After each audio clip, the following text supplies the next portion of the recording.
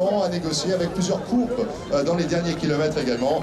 Maurits Lammertink qui nous retrouve à la signature pour la Katusha Alpecin.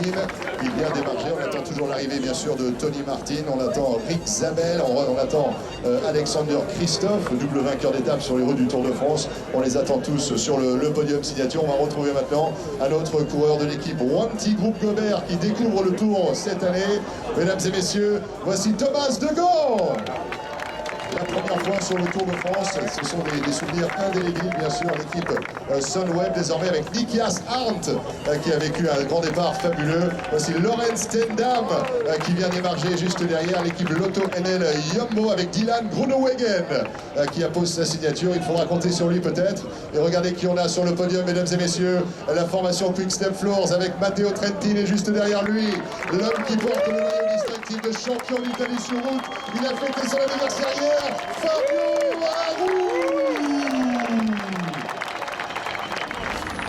Lotto NL Jumbo, Thomas Laser qui vient d'émarger, Mikel Landa qui est là pour l'équipe Sky, vainqueur d'étape sur les routes du Tour d'Italie il y a quelques semaines, 2 fois deuxième. Mikel Landa, un soutien avec Simon Geschke qui est là pour la Sunweb, vainqueur de l'étape Digne-les-Bains-Pralou sur le Tour de France en 2015. La Lotto NL Jumbo avec un revenant cette année, Robert Racing.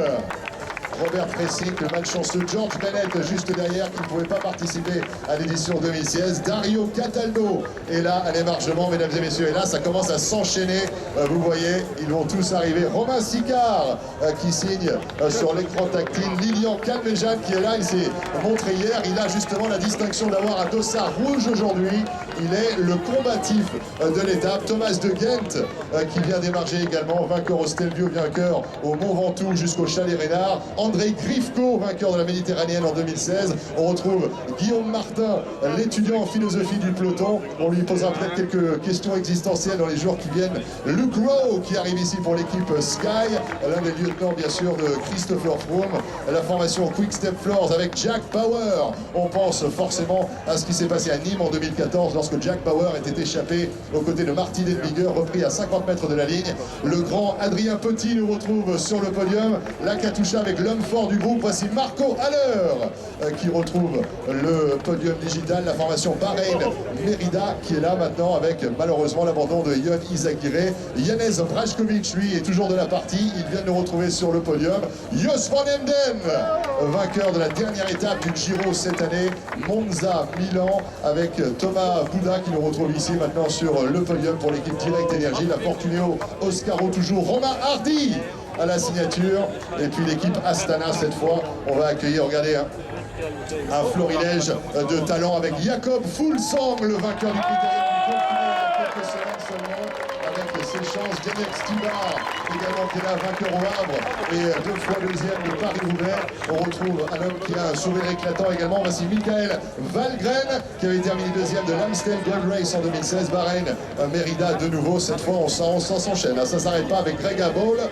Grega qui nous retrouve à la signature. Et puis la formation Lotto NL Jumbo, Timo Rosen qui est dans la place. L'équipe Katusha avec, on les reconnaît, les visages, les sourires. Reto Hollenstein, l'un des plus grands du peloton. Et mesdames et messieurs, le quadruple champion du monde du contre-la-montre, Tony Martin. Tony Martin qui nous retrouve ici, Julien Vermote qui aura fait un travail remarquable dans la victoire de Marcel Kittel dans les rues de Liège. Et là avec nous, Carlos Betancourt, vainqueur de Paris-Nice qui vient d'émarger également, c'était en 2014. On retrouve Jonathan Castro-Viero à la signature, l'équipe Katusha de nouveau, avec Nice Polite qui vient de nous retrouver. Et puis l'équipe BMC, on a parlé avec Richie Porte tout à l'heure sur les ambitions. Voici Michael Scher. L'un des plus grands également, l'un des plus grands aussi, non par la taille mais par le talent, c'est celui qui nous retrouve ici. Voici le Français Sylvain Chavanel. Sylvain Chavanel, l'un des vétérans bien sûr du peloton international, près de 2 décennies à nous donner du bonheur. Yann Backlands est là, vainqueur d'étape en 2013, il a porté le maillot jaune sur l'île de Beauté. Sterke Yann Backlands sur le podium d'émargement, la formation Wanty Groupe Gobert. Gobert, pardon, avec Diane Smith, l'équipe AG2R La Mondiale. Regardez les quelques coureurs qu'on retrouve avec Mathias Frank, qui sera d'une aide impériale, évidemment, aux ambitions de Romain Bardet. L'homme qui a le sourire, c'est Cyril Gauthier, mais derrière lui, on retrouve le champion de Belgique sur route, mesdames et messieurs, Oliver Nassen. Oliver Nassen, avec ce maillot qui brille, il a eu la sensation de pouvoir porter cette tunique distinctive sur les routes de Belgique, évidemment lors du Tour de France. Borut Bozic, Zgabouk, Gebremariam, Gurmey qui viennent démarcher tous deux. Et mesdames et messieurs, on retrouve Primoz Roglic et juste derrière, l'homme qui a terminé deuxième du classement général du Tour l'année dernière. Faites du bruit pour Romain Bardet. Romain Bardet qui nous rejoint sur le podium. On va juste accueillir les coureurs qui sont dans son sillage. Robert Wagner et le porteur du maillot blanc de meilleur jeune, parrainé par la marque Chris, Pierre-Roger Latour. Romain, un petit mot avec vous, parce qu'aujourd'hui, cette étape, évidemment, promise aux sprinteurs. Et puis demain, on va raidir un petit peu les pentes. Cap sur la planche des belles filles. Oui, demain, première arrivée vraiment importante de Tour de France. Une belle arrivée, la planche des belles filles. Voilà. Encore une journée, j'espère, assez tranquille pour plein sud, direction Vittel. Et puis les choses sérieuses commenceront. Alors effectivement, demain, la planche des belles filles, il n'y a que 3 arrivées au sommet sur cette édition 2017 du Tour de France. Finalement, il y a 33% des possibilités qui auront lieu demain. Oui, même si voilà, il y a d'autres étapes qui sont bien plus difficiles que certaines arrivées au sommet, et je pense que voilà, demain il n'y aura pas encore des gros écarts en général. Merci beaucoup Romain Bardet, la formation AG2R La Mondiale, deuxième du classement général en 2016. On a vu passer Philippe Gilbert, mesdames et messieurs, Mickaël Niévé, vainqueur d'étape sur le critérium du Dauphiné, c'était la 8e Megève Courchevel en 2014. Fortuné Oscaro avec Florian Vachon qui nous retrouve ici. Les coureurs s'enchaînent, 68 encore à accueillir en moins de 18 minutes. Il va y avoir une vraie course contre la montre. Voici Stéphane Kung.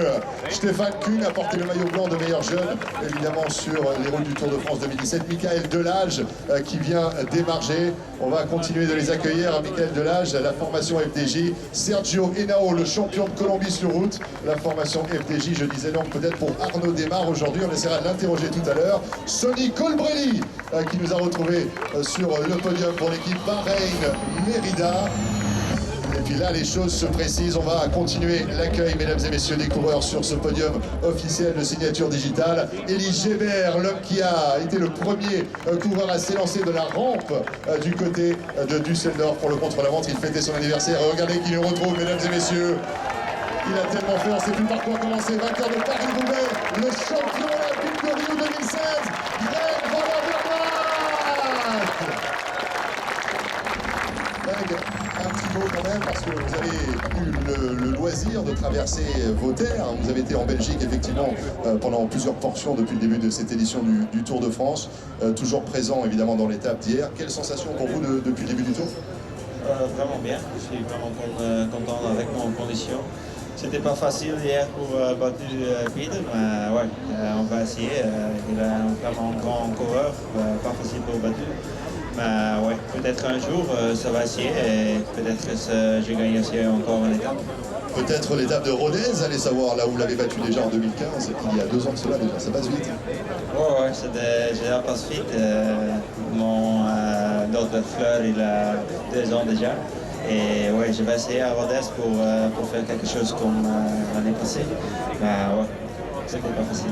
Ça n'est jamais facile, effectivement. Un grand merci, mesdames et messieurs de Mondor, vous l'avez devant vous.